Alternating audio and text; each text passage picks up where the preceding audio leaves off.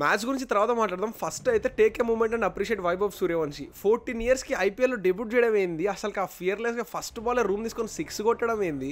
అసలు 14 ఇయర్స్కి నేనైతే నా డప్పా కంప్యూటర్లో జీటీ వైసిటీ ఆడుతుంటే నేనైతే. అండ్ మహా క్రికెట్ ఆడితే ఆడుతుండే మీ కింద టెన్నిస్ బాల్తోనో ప్లాస్టిక్ బాల్తో ఆడేటోళ్ళం మనం 14 ఇయర్స్ అంటే.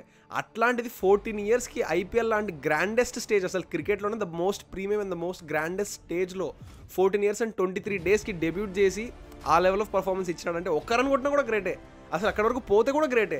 అట్లాంటిది పోవడం కాకుండా ఒక రన్ కాకుండా ఫియర్లెస్గా ఫస్ట్ బాలే అసలు మొహమాటం లేకుండా హెసిటేషన్ లేకుండా ఫ్రీ ఫ్లోతో 6 కొట్టినాడు ఫస్ట్ బాలే. ఏస్టోళ్ళు ఏమి 14 ఇయర్స్ పిల్లలు కాదు కదా, ఇండియన్ బౌలర్లు వాళ్ళు. షర్దుల్ ఠాకూర్ అండ్ అవతల అవేష్ ఖాన్ ఇద్దరు మంచి పేస్ వేసేటోళ్ళే. అట్లాంటి వాళ్ళని 14 ఇయర్స్కి ఫేస్ చేసి అరే భయ్ ఇంక ఎంత చెప్పినా తక్కువనే రా నాయన, ఎందుకంటే అసలు ఒక్క రన్ కొట్టినా గ్రేటే. మనం ఒక రన్ కొడతామో కొట్టలేమో అసలు ఐపీఎల్ పోతే. అట్లాంటిది 14 ఇయర్స్కి అసలు ఇంత గ్రేట్ అచీవ్మెంట్ చేసినాడంటే ట్రూలీ వెరీ గ్రేట్ అసలుకి. అండ్ 14 ఇయర్స్కి ఇంత పొటెన్షియల్ చూపిస్తున్నాడు అంటే అసలు మంచిగా మౌల్డ్ చేసి మంచి గైడెన్స్ ఇచ్చినారంటే ఖచ్చితంగా ఇండియాకి నెక్స్ట్ సూపర్ స్టార్ అవుతాడు పిల్లడు. సో ఈ రోజు అయితే గేమ్ చేంజింగ్ మూమెంట్ వచ్చేసి అవేష్ ఖాన్ బౌలింగ్ అసలు. ఎందుకంటే మొన్న మిచెల్ సాక్ చూసినాం అంత క్లచ్ మూమెంట్లో ఎంత పర్ఫెక్ట్ బౌలింగ్ వేసినాడు. అండ్ ఈ రోజు అవేష్ ఖాన్ ఛాన్స్ వచ్చింది, perfect death bowling master class అసలు. ఈ రోజు 15th ఓవర్లో 16th ఓవర్లో గలీజ్ కొట్టినారు అవేష్ ఖాన్ని, కెన్ పరాగ్ అండ్ జైస్వాల్. కానీ అంత కొట్టినాక కూడా అసలు ఆ 18th ఓవర్ వేసినాడు చూడండి, అసలుకి 2 వికెట్లు ఒకటే ఓవర్లో తీసినాడు. అసలుకి మొత్తం అసలుకి 26 బాల్స్లో 33 రన్స్ కొట్టాల్సిందే అసలుకి ఆర్ఆర్. అట్లాంటి పొజిషన్లో ఇద్దరు సెట్ బ్యాట్స్మెన్ ఒకటే ఓవర్లో లేపినాడు. అండ్ మ్యాచ్ లాస్ట్ ఓవర్కి వచ్చింది, లాస్ట్ ఓవర్లో 9 రన్సే. 9 రన్స్ అంటే ఎంత పెద్ద మాట కాదు. ఈరోజు స్టార్క్ మొన్న అంత మంచిగా వేసినాడు, ఈరోజు కొట్టించేసాడు 2 బాల్కి. సో ఆ 2 బాల్లో అయిపోతుంది మ్యాచ్. అట్లాంటిది అవేష్ ఖాన్ అసలుకి క్లచ్, మొన్న స్టార్క్ ఎంత క్లచ్, ఈరోజు క్లచ్ బ్రేక్ యాక్సిలేటర్ మాదిరి పనిచేసాడు అవేష్ ఖాన్ ఈరోజు.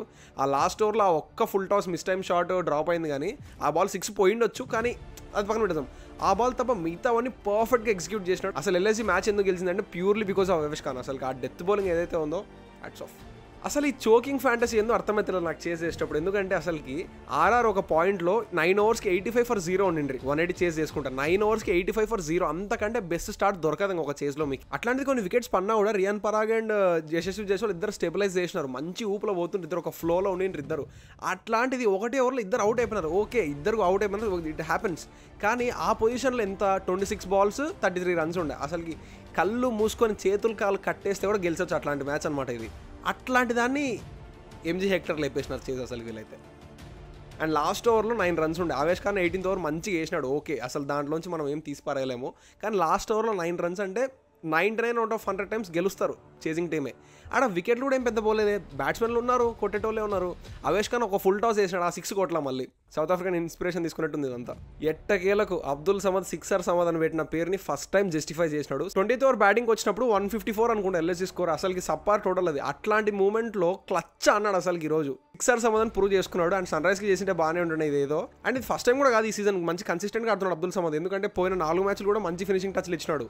మ్యాచ్లో క్లియర్ గుర్తులేదు, చూసి చెప్తా. ఫస్ట్ అయితే ఎస్ఆర్హెచ్ మీద 8 balls 22 కొట్టినాడు. ఇంకోటి అయితే పంజాబ్ మీద 12 balls 27 కొట్టినాడు. ఇంకోటి అయితే చెన్నై మీద 11 balls 20 కొట్టినాడు. ఇంకోటి అయితే ఆర్ఆర్ మీద 10 balls 30. సో ఇదే కన్సిస్టెన్సీ మెయింటైన్ చేస్తే చూడడానికి బాగానే ఉంటుంది. చూద్దాం ఎంతవరకు సాగుతుంది కథ. సంజీవ్ గోయంకాకి నాకు $1 million క్వశ్చన్ ఏంటంటే పంత్కి ఏమవుతుంది, రిషబ్ పంత్కి ఏమైంది అసలు. ఎందుకంటే 27 crores అనే ప్రైస్ ట్యాగ్ చూసి ఏమన్నా ప్రెషర్లో ఉన్నాడా, లేకుంటే అసలు ఇది ఈ సీజన్ చూసిన పంత్ అసలు రిషబ్ పంత్ కాదబ్బా, ఏమన్నా అనుకోండి. అసలు ఇది అయితే నాకు తెలిసిన పంత్ అయితే ఇతను కాదు. అట్లీస్ట్ ఇంటెంట్ చూపిస్తలేడు, కన్సిస్టెన్సీ లేదు, రన్లు లేవు. టీంలో మిగతా బ్యాట్స్మెన్లు పూరన్ అండ్ మార్కమ్ వీళ్ళు కొడుతున్నందుకు ఎల్ఐసి టేబుల్లో బాగానే మంచి పొజిషన్లో ఉంది. కానీ లేకుంటేనా అసలుకి పంత్ మీద మొత్తం ఫోకస్ ఉంటుండే. మ్యాచ్లు గెలుస్తున్నారు కాబట్టి సరిపోయింది, ఎందుకంటే ఆ పంత్ కొట్టనేదంతా వాళ్ళు కవర్ చేసి కొడుతున్నారు. కానీ ఈ స్టార్టింగ్ స్టేజెస్లో నడుస్తుంది. కానీ ఈ కథ కెప్టెన్ ఎంత ఇంపార్టెంట్ అంటే ఒక టీంకి నాకౌట్స్ పోయిన తర్వాత కెప్టెన్ నుంచి పర్ఫార్మెన్స్ రాకపోతే టీంలో మొరల్ బిల్డప్ అవ్వదు. సో రిషబ్ పంత్కి simple, go back to the బేసిక్స్కి వెళ్ళిపోయి అసలుకి ఎక్కడ లాగ్ అవుతున్నాడు, కూర్చొని పేపర్ మీద పెన్ను పెట్టి కొట్టినాడంటే ఏది ప్రాబ్లం, ఎక్కడ లాగ్ అవుతున్నాడు, ఎందుకు యాక్సలరేట్ చేయలేకున్నా, ఏం ఫాల్ట్ ఉంది, ఖచ్చితంగా వర్కౌట్ చేశాడు. ఎందుకంటే అసలుకి అంత ఇబ్బంది పడాల్సిన బ్యాట్స్మెన్ కాదు. స్కిల్ లేదా అంటే అట్లా కూడా కాదు, చాలా స్కిల్డ్ బ్యాట్స్మెన్. కెప్టెన్స్ ఇన్నింగ్స్ పడితే చూడాలని ఉంది.